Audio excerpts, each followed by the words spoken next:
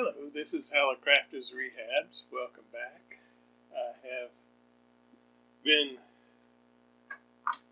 before I even start to tear down that SX-100, I've been studying the one that I have, and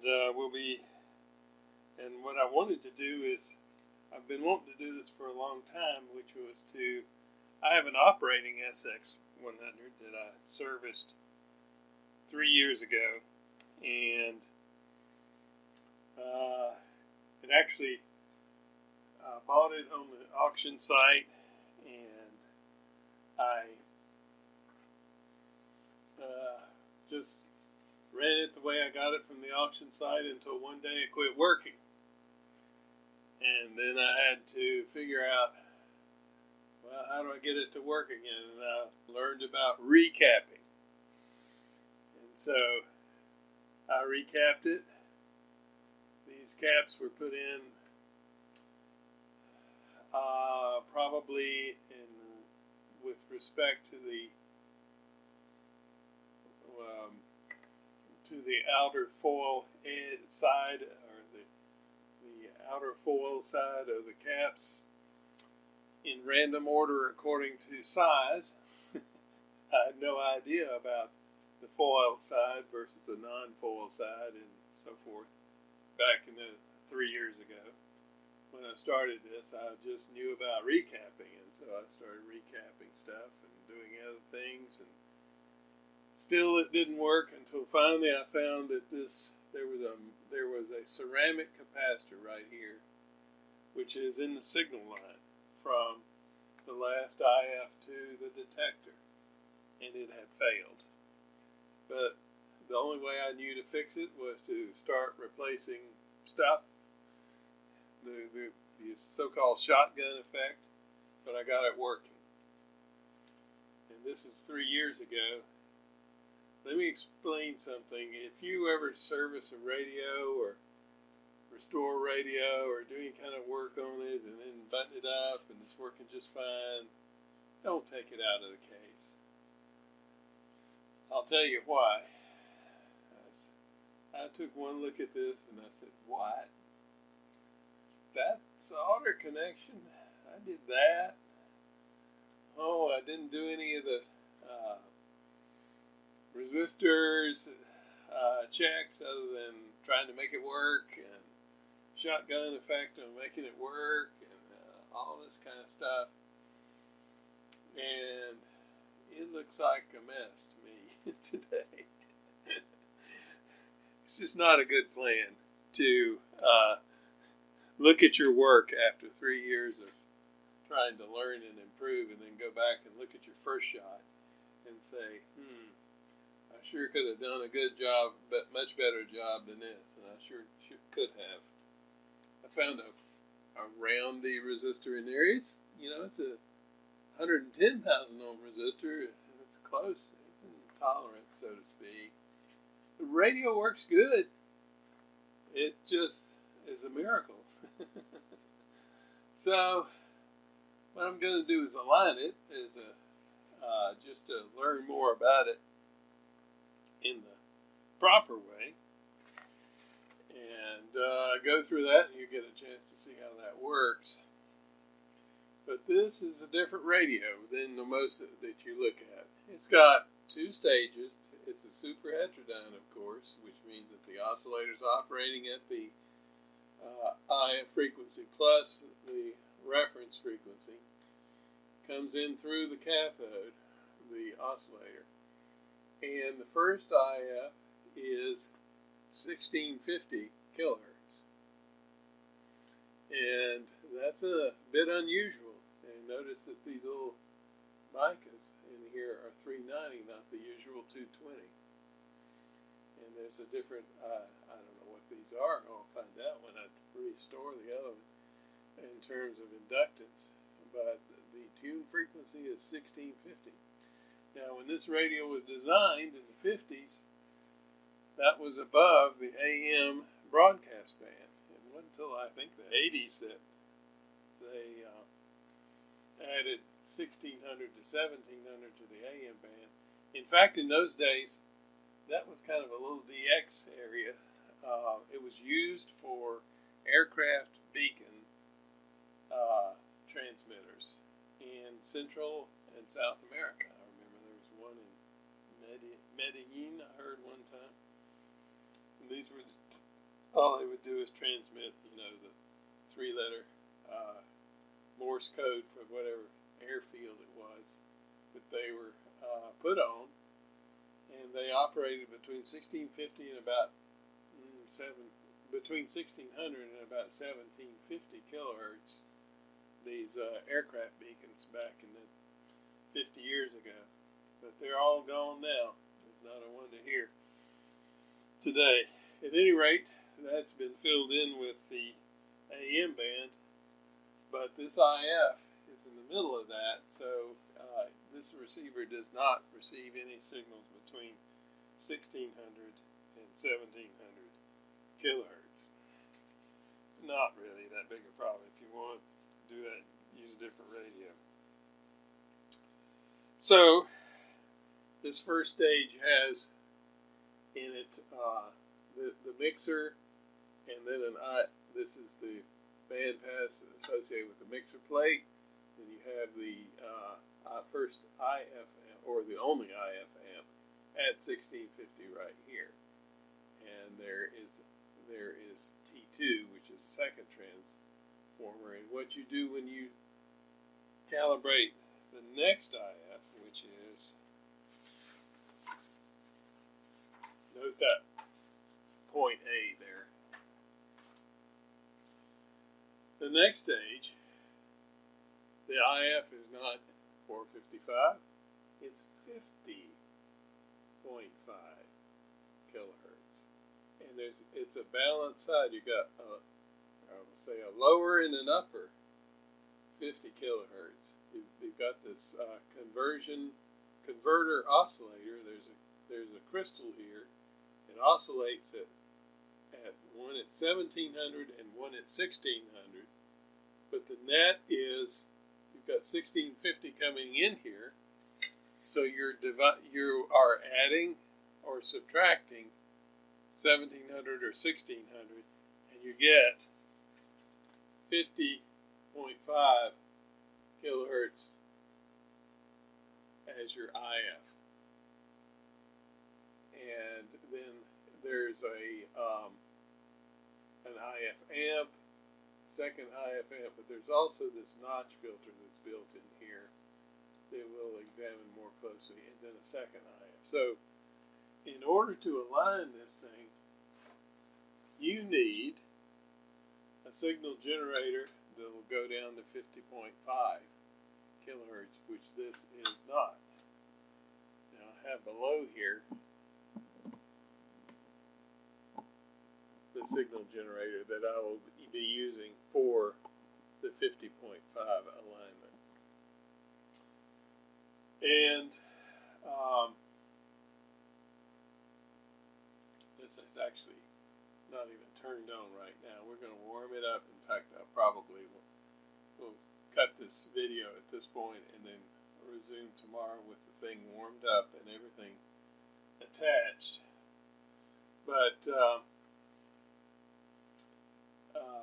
I did a little bit of exploring around with this 50 kilo. The first thing you do is align the 50 kilohertz IF, and to try and figure out, how they all act together.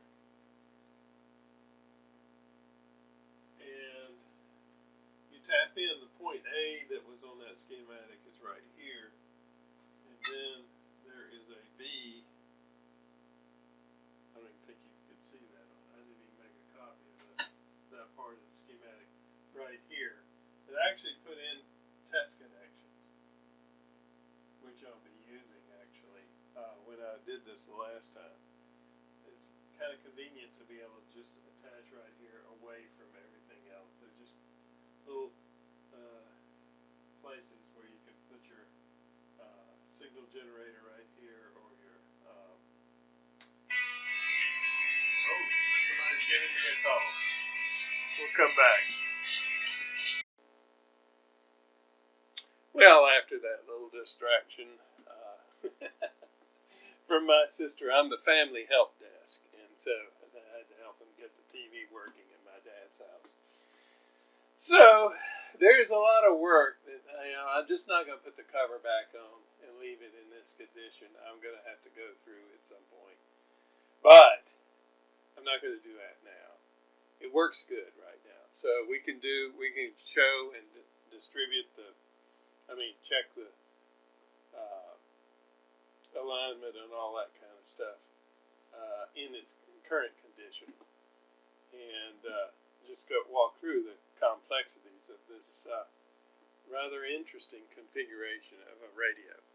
And I'm not going to do that today. It took me a long time to get all this, maneuvering that heavy thing and getting the case off and putting it up there on the Lazy Susan and everything. Took quite a bit, and reconfiguring the whole shack with the signal generators and so forth. Now we can use this one on the high end, but we can't use it at 50 kilohertz. And I may just do that. I don't know of analog signal generators that go down to 50. You may just have to spring for one of these more modern signal generators if you have one of these radios or contemplate it. So you can get down to 50 because and then we'll take a look at it on the spectrum analyzer too after that. So we'll resume this again in the morning. It's late in the day here, and we'll come back. Okay, so I'm back, and what I did was I went ahead and went through the 50 kilohertz, and then I disconnected everything and put the oscillator tube back in, and I tuned it to signals, on the antenna, just to see, first to put everything in a good position and then start seeing what each of these transformers do. So this transformer, this is actually this transformer, and that's this one. Okay, and this one, these are just peaking. All right, they're straightforward, LC circuits at 1650 kilohertz. Nothing more to it than that.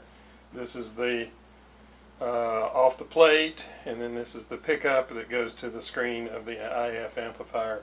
Nothing really sophisticated about that. Then down here we have I'm looking at the 1650 and not the 50. Alright, let's start again. So at the 50 kilohertz level, we've taken the oscillator out, so there's really no signal coming in here. The signal generator comes in at A, right here at the first screen. And what you have here is a 50 kilohertz, 50.5 kilohertz here, 50.5 kilohertz there, and these are the two transformers there. And these are peaking. In other words, you get the best signal here. Right now it's pulling the signal down here in the middle of this converter oscillator. Let's see if I can find B on here. It may be off the chart, but it's down in here. I'm actually, it's the detector. I'm sorry, it's not on this.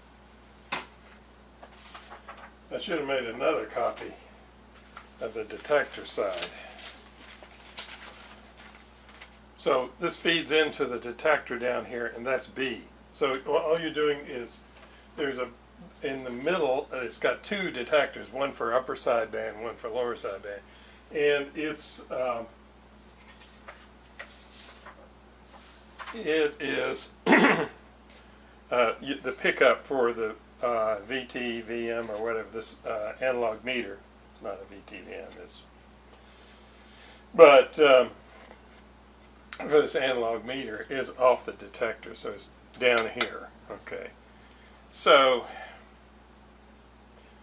then you have this transformer here, that one here, this one is here, and that one is here, and these three simply peak the 50.5 signal.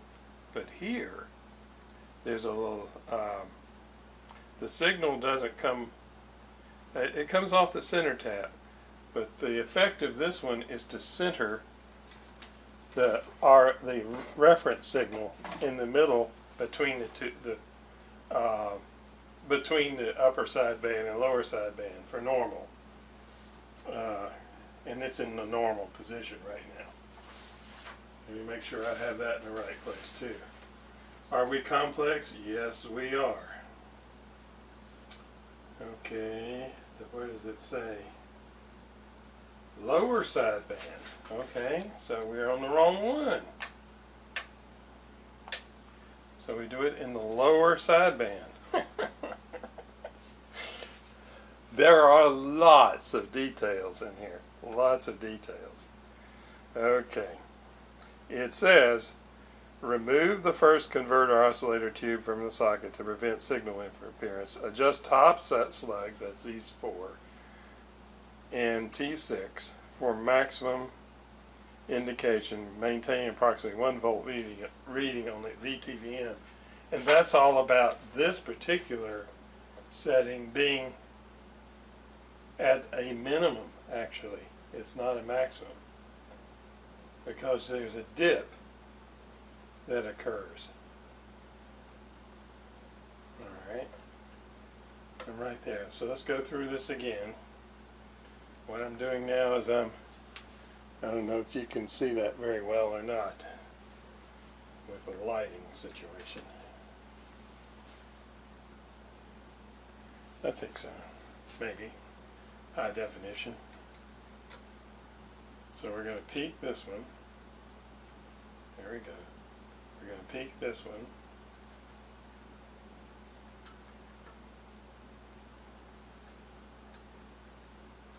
We're going to peak this one. We're still working in the 50 kilohertz right now. And then we're going to go for the dip in here. It doesn't have a peak.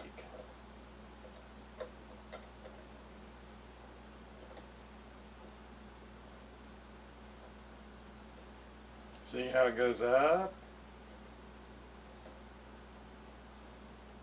We're going to go through the full travel here just to be sure.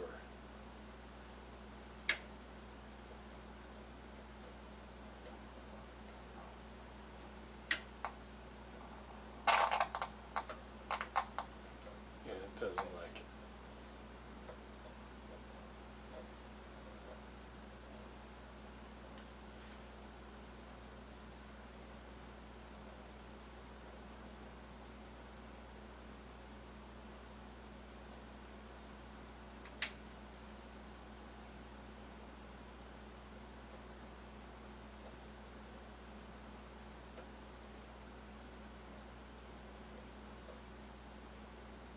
Goes on down and then up. And when you listen to the signal, you can tell that it's actually moving the response to the left or right of the reference signal as you tune this one. Whereas these, you just want the best peak you got.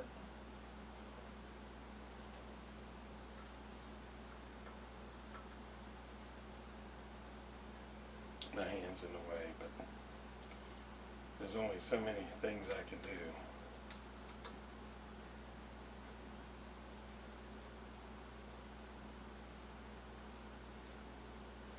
So it's running about 1.5 volts. It says maintain.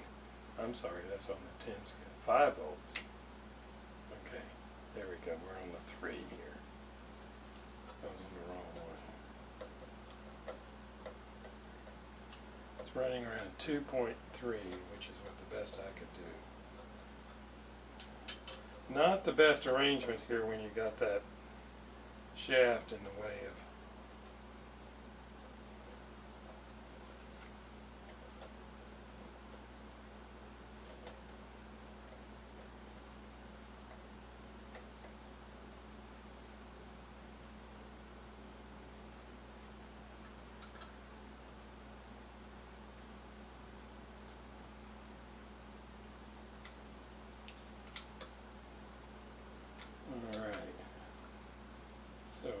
this one. That's the last. Okay. So that's a. So that is to do the 50.5. Now it says to put the oscillator tube back in and change the position of the signal generator. So we're going to turn it off for that, and I'll come back. Okay, following the instructions word for word. Set the signal generator on the high side of C instead of on the other one. It was on T1 lug 1. I forgot to say that. High side of C at the stator for the RF getting part of the gain. The frequency generator is 1650. I could use this one, but I'm just using this one, which gives me easy calibrated output. Output meter across the speaker terminals. Okay, I did not use point B this time. You can use point B, but they ask for 1/2 watt receiver output, so that's in dB. So put the oscillator tube back in. Tune slowly through 1650 to determine the passband. Okay, so we're going to do that. And I'm going to put it on ABC just to help me with the indication here.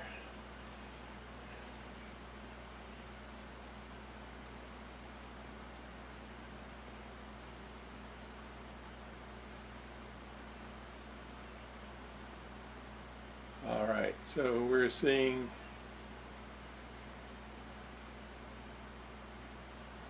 the maximum output at 1651.4.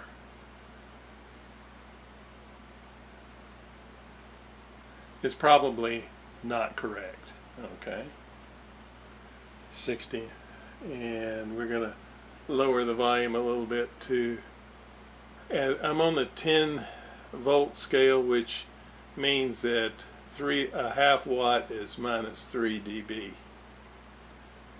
Okay, so try this again. Alright, replace V3, tunes generator slowly through 1650 to determine IF passband, check. Then set generator to center of passband, using sufficient generator to make 1/2 watt. If no output is obtained, we got an output. The crystal may not be oscillating. I've been through that before. And it'll be necessary to turn up the generator and adjust 1600. Well, we're there. Adjust for maximum output by adjusting the signal generator frequency, crystal activity. I like the way they put that. Crystal activity.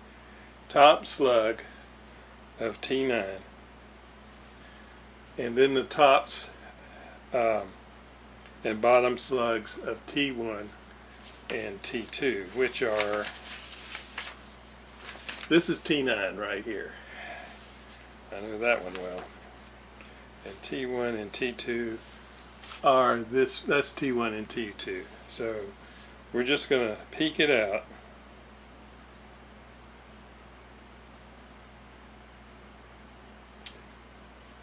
But it says set the crystal activity adjustment top slug of T9 for 1/2 output on the general slope of maximum response.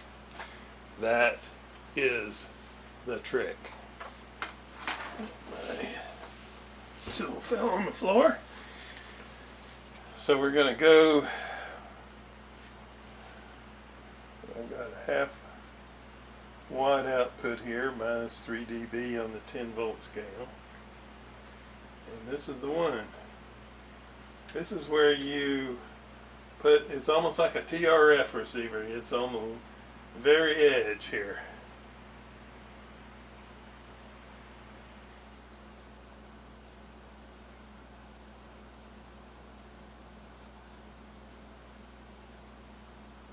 Alright, and then it just drops off. So you have to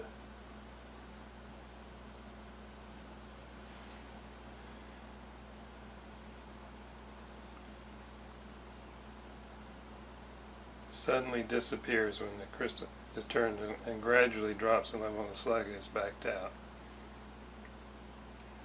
Half the output on the gentle slope, whatever that means.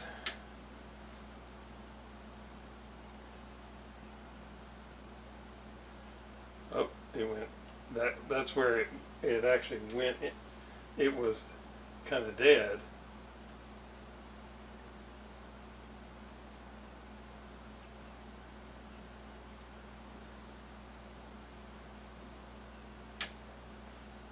Let's drop this down a little bit, less than half a watt.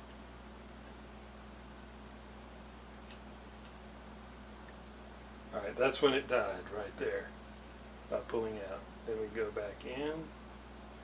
Now I've found that if you're too close to the edge is where I like to run it. I like to run close to the edge, folks. Then it can drop out in the middle of tuning, so you can't do it up there. It's kind of like a TRF receiver over. You've got to find one. So that's where we're going to do it. Okay, so then we do top and bottom for maximum.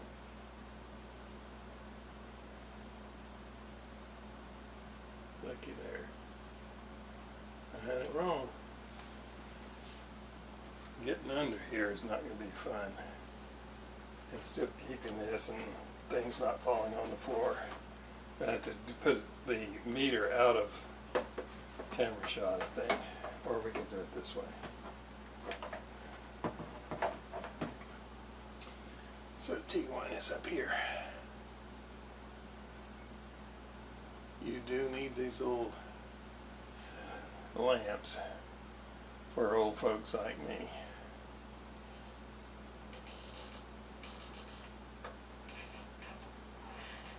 Okay.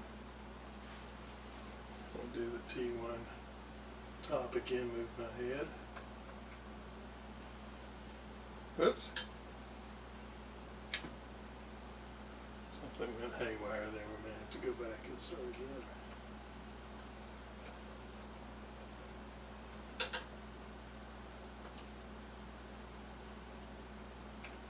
I can't get this into the slot. There we are.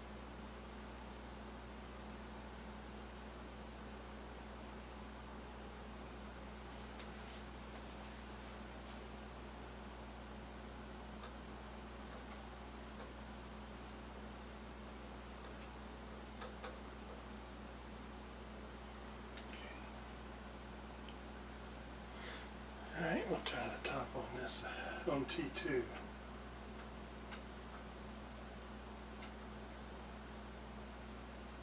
We never get it in the slot.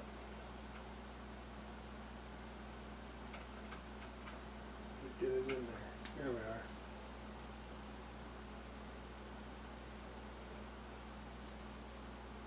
Lucky there. A little bit off. I was trying to do this instead of using this analog voltmeter. I was trying to do sweeping through a scope and all that kind of stuff. It was reasonably good, but this is better. It made it work good, but I want it to work better. Okay, so we're back to, we're going to check that T9 top again.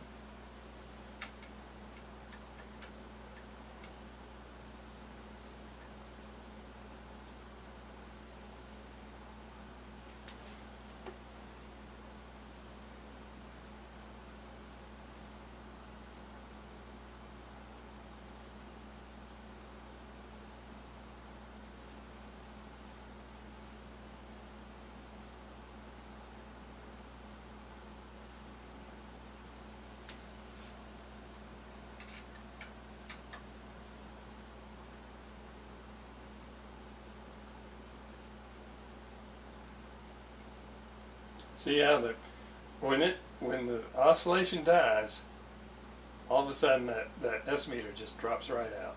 Okay, you don't want that while you're tuning the radio. So you've got to, there we are. That's about as far away as we can go. And still get a good response. Okay, back to T1 and T2. We're just peaking these. These are straightforward IF amps. See if I can go to a lower scale.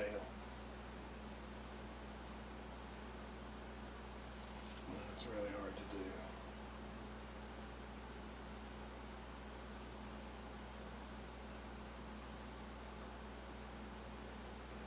Okay. And T1 bottom. First IF at 1650.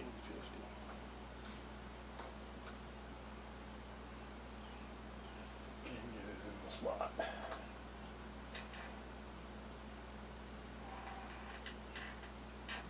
think it's as far in as it'll go. We'll go here. Top of T2.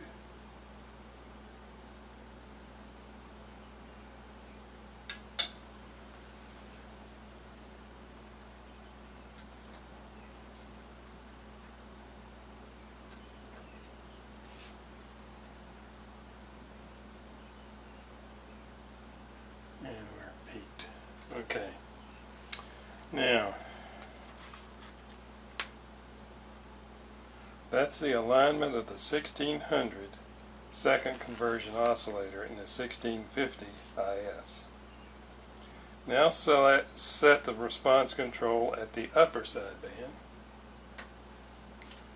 Tune slowly through 1650 to determine the passband. Okay. See, there's a crystal on each side. Let's increase some output here.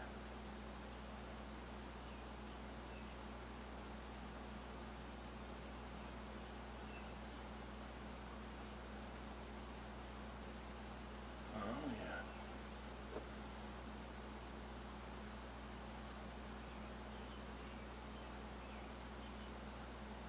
You can see the response here. I'm going down. And the response is going up.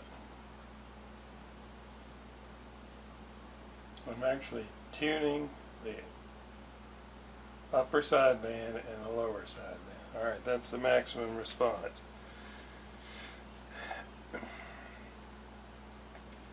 Okay, it's the same solution, but we're now going into the bottom. So we don't adjust T1 and T2 anymore. We're just going to go into the bottom of T9.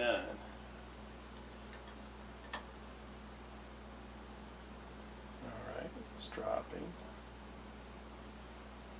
Pushing in. That's just reducing response there. Oh, that's when it's, look how the oscillation dropped out there. Okay, so we bring it back. And we start to come down again, but not much. And that should be enough to where we got it at upper sideband. We'll go through all bands, including AM band. So the sensitivity check. All right. Okay. So let's check it. Let's try the sensitivity check. This will be the last thing I do. Then I have to think about how I'm going to do this on the spectrum analyzer. All right, with the signal, with the generator modulated at 30%, it is, and connected through a 0.05 microfarad capacitor to the grid pin 1 of the first mixer tube. Find that. Here it is. Pin 1.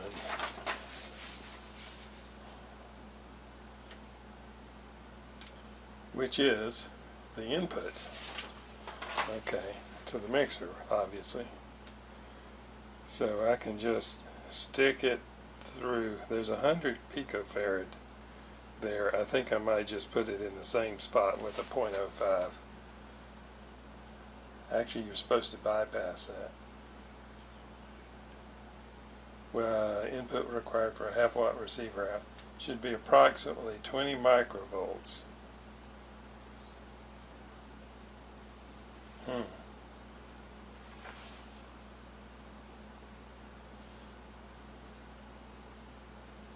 I have to think about that one.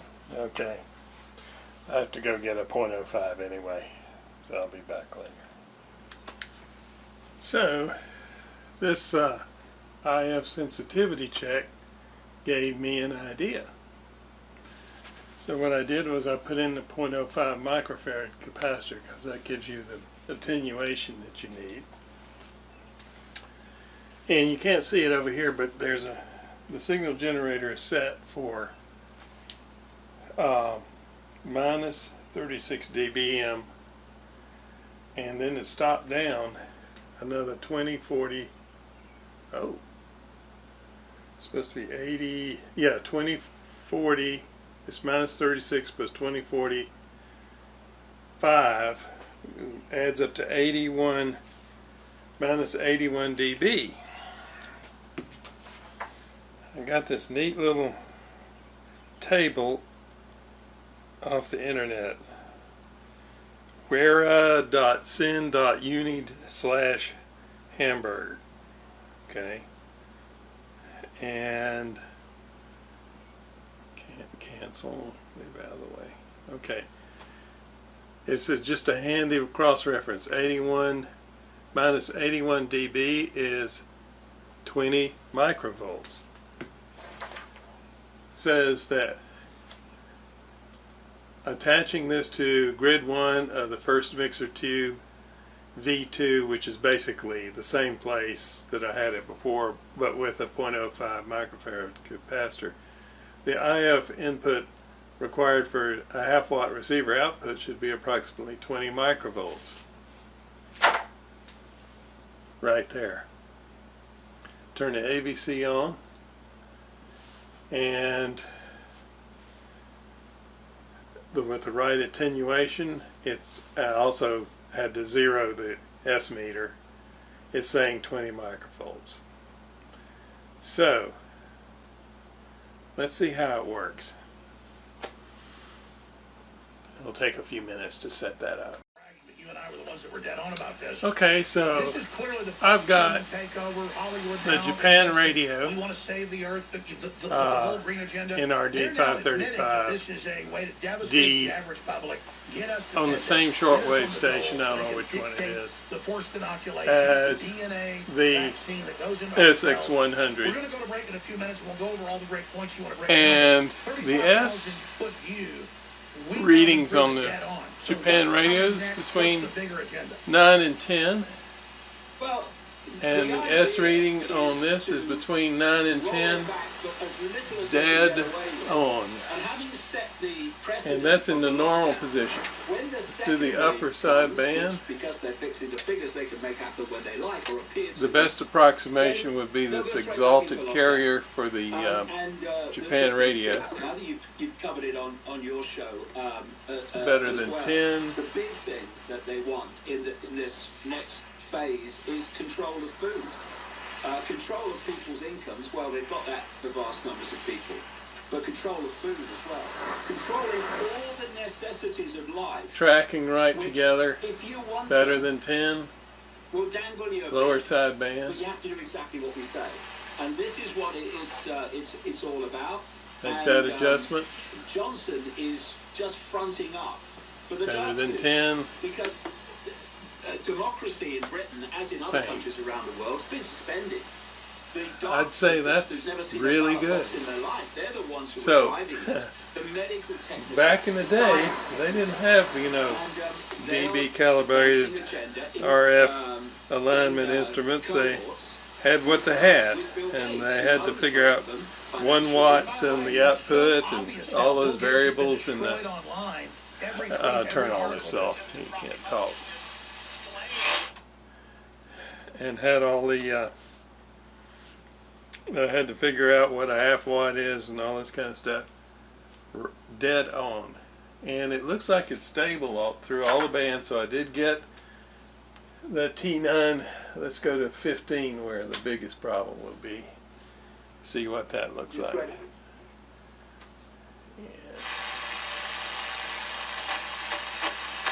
It's in the 30. Oh, nice. I don't know what that is. Some TV, maybe. we're above the maximum usable frequency right now.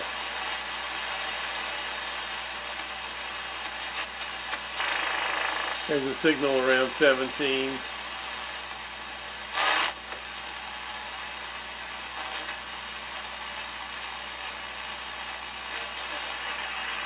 That's Cuba. This is like the worst time whatsoever to be doing any shortwave listening because at this time of day.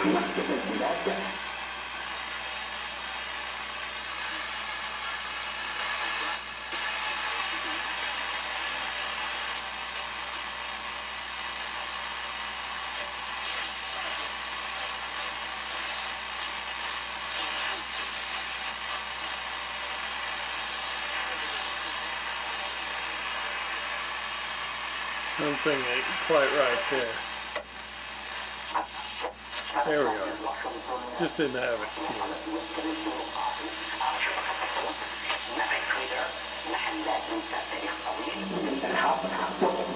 That's around S9. It's around S10. So you get that much variability between bands. This is on the lower sideband. Upper sideband. Very nice. And centered. So, can't do no better than that. I'm going to stop it here. It'll take me some time in thinking on how to take a look at what the spectrum analyzer tells me on this these IF frequencies. But